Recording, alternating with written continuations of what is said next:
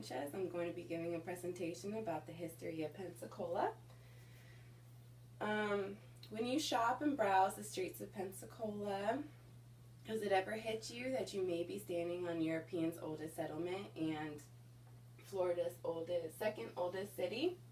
Well, today I'm going to be talking about how it was founded, the culture, and some of its landmarks. In August of 1559, Tristan de Leon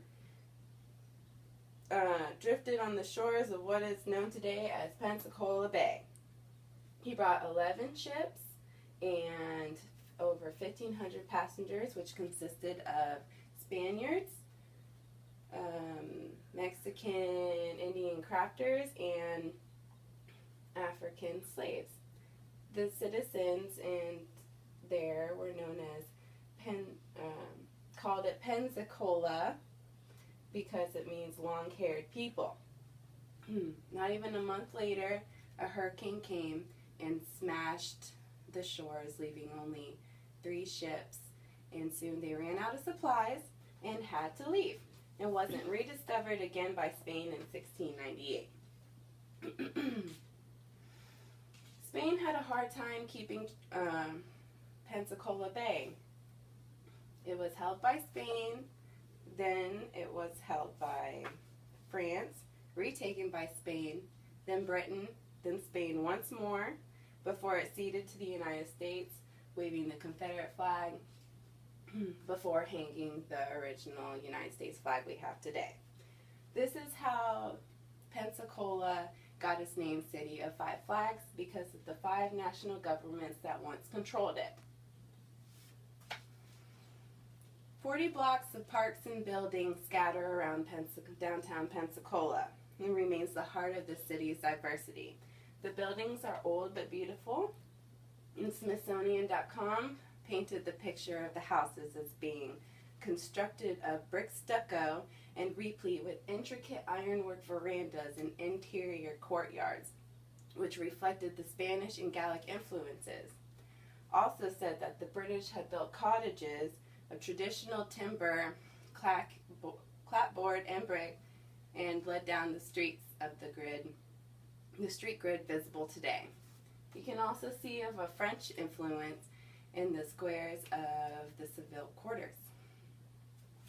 We have Fort Pickens, which was finally completed in 1834.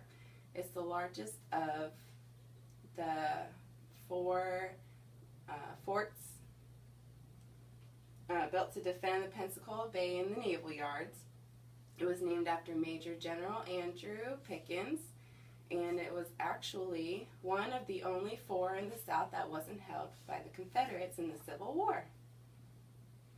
An interesting story about Fort Pickens: on October 9th of 1861, the Confederates led a night raid and attacked some of the people in the batteries around the forts. And so, as retaliation, the Confederates, Fort Pickens and 2 of its naval ships sailed over and destroyed 2 of their forts in the naval yard, holding heavy damage and leading to the Confederates withdrawing from Pensacola Bay. We have the lighthouse as a landmark. It was built in 1824 at first on the water to help the captains come into the bay.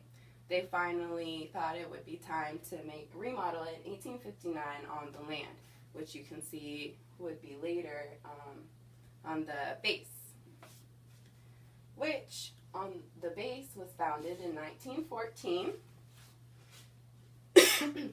The Naval Aeronautical Station, NAS base, which houses the Naval Museum, and which holds a lot of monumental landmarks there as well. And one of them is the USS Hornet, which was one of the first ships that led the raid for soil and oil in Japan that soon caused Pearl Harbor.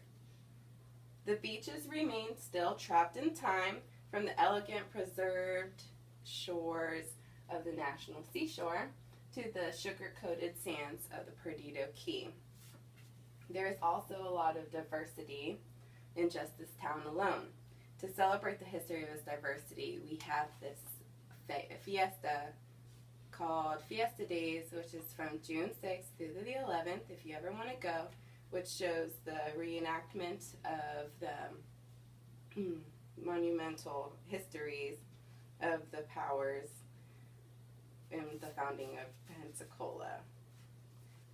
These are only a few details to a much larger picture. There are still plenty of more things to do and see, so get out of your cars, walk around, and see for yourself some of the history, culture, and landmarks that Pensacola has to offer. Thank you.